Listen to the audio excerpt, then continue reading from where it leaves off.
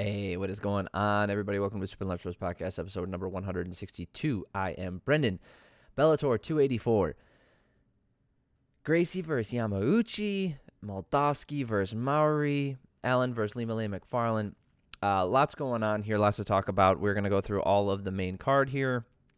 Before we get started, please subscribe to the channel. If you like MMA, you like podcasts about MMA, you like Bellator, UFC, PFL, I cover it all here. Subscribe to the channel so you know when the next video is coming out. All right, let's get started. Speed run. What, is it just me? Please comment down below. Do you guys like Bellator better than any other option? It's not recently. A couple months ago, I got in a discussion with somebody who said they liked Bellator better because it's less about the theatrics. It's less about the theatrics, and it's more about the fighters and the fights. And I can understand that, and I understand the draw towards a more pure martial art competition. There's just something unpleasant about watching Bellator, guys. The audio is bad. Like, you're hearing the foundation of the cage bounce. Like, you can hear the underside of it making noise. You can hear people in the audience like coughing. The lighting is weird. The commentary, they're talking when they shouldn't be talking. When they're talking, it's not interesting. They don't have fun. There's no banter between the two. They pick a fighter that they really like. Usually it's a homegrown Bellator fighter and they love that person, or something about that fighter they really like and they just stick to it. And they do it every time. Every organization has a bad night as far as production quality goes, or some weird commentary snafus, maybe not the most unbiased commentary. I've seen it all. I've seen every organization have a bad night. But Bellator, every time, and they don't put up the stats. You have the extremes, right? You have PFL, which shows, in some people's opinion, too many stats. Right? They show the punch speed, the fighter performance rating, the FPR, and they show, every single, and they have it the whole time. They have the total strikes, they have arm strikes, leg strikes, body strikes. Like, they have all that stuff listed the entire time, and people complain because they think the screen's a little too messy. I think it's contained in the bottom pretty well, so I don't have a problem with it. But, okay, fine, maybe I understand that. Then they have the UFC, which will selectively bring up fight stats, right? They'll bring up total strikes. They'll bring up round strikes when it fits their narrative, when they're talking, which I have a problem with. I actually don't like the way they do that, because they often bring up the total strikes and use it in commentary as a way to describe how the fight is going in one direction or another, and how one fighter is winning over another. But that is not how a fight is scored, so I think that's stupid. And then you have Bellator, which doesn't show anything. Like, they don't show anything. It's so void. It feels like I'm watching MMA in the early 2000s. Like, it feels like I'm watching XFC or freaking like WEC.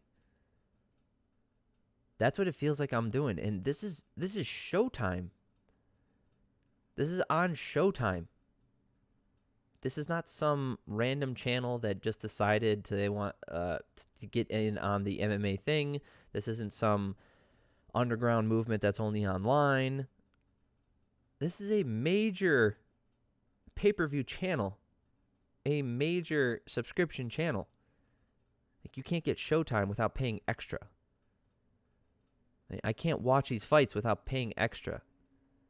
And every single week that they're on, it's like, this is really the only reason I have Showtime, to be honest with you, is to watch Bellator. And I'll watch some of the boxing events when they're on too. But I'm sorry, and I'm going off on a rant again, and I do this almost every time I watch a Bellator event. It is so bad. So bad. The production quality is horrendous. It's so bad. Anyway, let's go over the main event, shall we? I know I didn't get to it very early. We're 5 minutes in. I haven't talked about the fights yet. So let's talk about Gracie versus Yamauchi here. Gracie has gotten better. He looks better. I think on the feet, he's a fully functional mixed martial artist at this point. He doesn't look good. He looks a little clunky, and Yamauchi clearly looks more comfortable on the feet. I think that there hasn't been a good competitive Gracie in MMA since the early 2000s when they were in Pride, right? I think that's probably it. So Neiman Gracie here, who is ranked number 5 or something, and Yamauchi's number, but it doesn't matter. Like the rankings in Bellator almost mean nothing. Yamauchi dropped Gracie early with a really good jab, like a left jab, and put Gracie down. Gracie recovered, and he kind of got not battered, but he got picked apart in that first round. Clearly the inferior striker, and Yamauchi pretty much was able to do whatever he wanted. In the second round, Yamauchi threw him down a couple times, landed a couple really good shots, and then eventually he started baiting Gracie into throwing punches at him, and he would duck his head down and try to take the shots to the top of the head, which, if you're not familiar, is like one of the strongest parts of the head right here, the cranium. And when you take punches there, it's very durable, and it doesn't shut off your brain the way taking a punch to the jaw or the temple or even the eye. Like, it doesn't, obviously, you're not going to get your eye or nose damage. There's a lot of vulnerable things on your face, but on the forehead here, especially right here, it's very tough, and it's unlikely you're going to take a lot of damage. So if you're ever going to take a punch from someone, you want to take it if you have no other choice for whatever reason, that's where you want to take them, right there. People are more likely without gloves on to break their knuckles than they are to knock you out, or their wrist, because their wrist will collapse when the punch lands. With gloves on and wraps, that's not the case all the time necessarily, but Yamauchi was, baiting him in to come in, and he kept doing that, ducking his head down, and then he just threw a beautiful uppercut, like a right uppercut, landed right on the chin and knocked Gracie right the fuck out. Beautiful to see, awesome. I loved it. It was a great shot. I think Gracie has been kind of overblown. His skill level is overblown, and the fact that he's gotten as far as he has in the welterweight division in Bellator really just speaks to the depth of their skill and not to how good Neiman Gracie is. Yamauchi is really good. Yeah, I think he is a very good fighter, and I think he could compete in the UFC, and Gracie looked like he didn't belong in there with him. Not for a second. Like, never in this fight did you think he belonged on the same card as him, let alone sharing the cage in the same fight. Impressive win for Yamauchi. Really cool to watch. Then we had Moldavsky versus Steve Mowry, the heavyweight fight. Mowry is 6'8". He's undefeated. Obviously, you can see right here he's 10-0. This fight was a draw or a no contest. Moldavsky poked Mowry in the eye, I think with his thumb, scraped right across it, and then Mowry just couldn't see, or said he couldn't see. It's one of those things where a light eye poke or a hard eye poke, it doesn't determine how much damage is done, and it also doesn't determine whether or not you'll be able to see, right? Like, if you just push the eyeball straight back, you just push straight back, and you're basically offsetting the eye, right? You're pushing the eye back in the socket. That might do less damage than a graze across the cornea, like if you just barely graze it with a fingernail, even a cut fingernail, but a fingernail, you just graze across the cornea, that can cause an irritation that won't go away. It happened to Jeremy Stevens where he wasn't able to open his eye. Man, we've seen it so many times. But anyway, in this case, I'm not going to blame the guy. I'm not going to boo. Like, the people who boo people after getting poked in the eye is ridiculous. A nut shot is one thing, right? When you can tell when someone's playing it up, getting hit, especially when they lie about it and they didn't get hit in the nuts. Getting kneed in the head, or kicked in the head when you're grounded. That's another one that you can see people play up all the time. What's the other one? But eye pokes,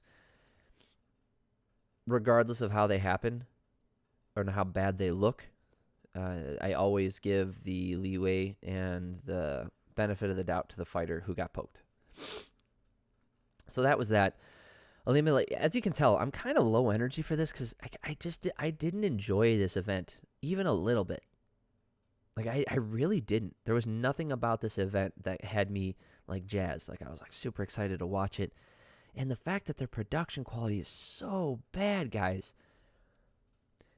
I know as, like, I am an MMA fan, okay?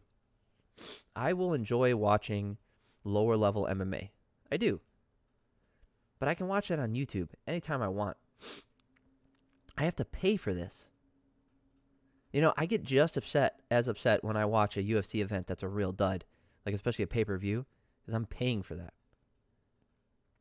But I have to pay just to watch Bellator here. And the production quality is so bad. Ilima Macfarlane getting the split decision win over Bruna Ellen. We'll actually break this one down round by round because there is something to talk about here. Whether it's a lot remains to be seen. Macfarlane missed weight bad by like 3 pounds. Apparently, it's the first time she's ever really missed weight like this. She was very, in the promos, she's giving the thumbs down at the weigh-ins because she knew she was missing weight, and it just didn't go her way. No excuses. Obviously, I say it every time. It is sanctioned cheating. I always think it's cheating. I think there should be more than a purse penalty. I don't think it should be a purse penalty. I think you should get paid because you're fighting. I think the penalty should come in terms of the actual fight and the outcome. In this case, it would have affected the fight and the outcome. So, with that, Macfarlane is obviously the former Bellator flyweight champion. And she... Oh, boy. It's going to sound... She's not good. She's not. Like, her striking is rudimentary at best. She has an okay chin. Her grappling is more of a I'm slightly stronger than you type of thing, and I'm going to get on top of you and then get into a position where I can impose my will on you. But, there's not a lot of skills. You're not seeing a lot of high-level sweeps or, chain wrestling. You're not seeing striking into grappling exchanges where she's using her striking to mask her grappling and vice versa. You're not seeing any of that stuff. It's not very high level. And Bruna Ellen, for what it's worth, I think she did a fine job defending the takedowns. And she was definitely the harder hitter when she was landing her shots. The first round was really close. Bruna landed the better shots, but it looked like the Macfarlane did enough right at the end of that round just because she got this little takedown and landed a little bit of ground and pound. I felt like the damage was close enough, and then you have the control going to Macfarlane. So the first round I gave to Macfarlane, and then I wrote down this strategy of go for a takedown late after spending a majority of the round on the feet to steal rounds feels so 10 years ago. And, it feels like old school, and not in a good way. It feels like I'm watching old MMA, which tracks because, as I've stated in the past, female MMA lags behind male MMA because it didn't gain popularity or regulation until more recently. It didn't have a professional outlet until more recently, and the talent pool is much smaller, right? So this isn't the fault of the individuals. It's more of a timing thing, and we are currently in the developing stages of female MMA. Obviously, male MMA is still developing, and there's always garbage fights and garbage fighters who make it a certain distance on pure athleticism. They're always going to be that case. But in this example, I think it fits because even the strategy that she was using was stand on the feet, keep it even, grapple for the last third of the round, the last minute and a half or so, to make sure that I get the round. Right? That's you still see a strategy like that applied to, highly skilled fighters. But when she was doing it, it really looked like MMA from 2005, like 2010. But I gave her the first 2 rounds, and in the last round, Macfarlane was stuck in a guillotine for like 2 minutes. Ellen had her in a tight guillotine for 2 minutes. At one point, Macfarlane's pants were coming down, which she mentioned after the fight was pretty funny. She was like, she's like, "Oh, my ass came out, and this is the one time I choose not to wear underwear." So I thought that was kind of fucking funny. The